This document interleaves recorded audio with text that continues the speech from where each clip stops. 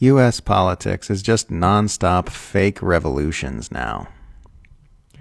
It's so silly how American politics is just non-stop fake revolutions now.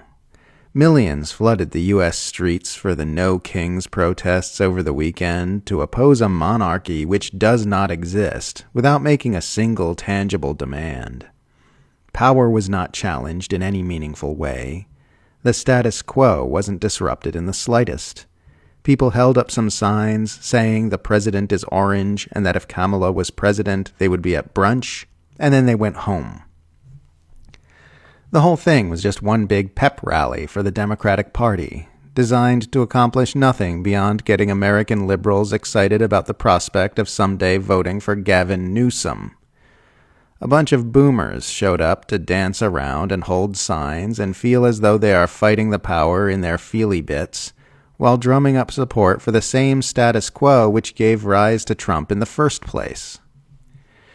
You see the same fake revolutionary astroturf zeitgeist on the Republican side. American rightists are constantly pretending they're fighting some kind of populist rebellion against an oppressive establishment, even while their party controls every branch of the U.S. government. They act like Trump is ending the wars and fighting the deep state, even as he stomps out free speech on behalf of Israel, rolls out a Palantir surveillance system, pours weapons into facilitating Israel's genocidal atrocities, bombs Iran and Yemen, ramps up for war with Venezuela, and perpetuates the horrific proxy war in Ukraine. It's two plutocrat-owned, warmongering imperialist parties whipping their respective bases into the mass delusion that they are participating in a heroic act of revolutionary defiance by voting Democrat or Republican. They get everyone fighting a fake revolution so that nobody thinks about fighting a real one. It didn't used to be this way, for the record. The U.S. has been a murderous and tyrannical oligarchic bloodbath for its entire existence as a nation, but up until fairly recently, its politics looked more or less like the politics of other Western nations.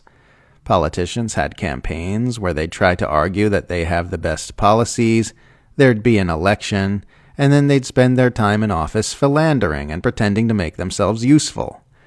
There wasn't this constant LARPing about how voting for one of the two mainstream parties is participating in some kind of courageous insurgency against monarchy or communism or the deep state or whatever.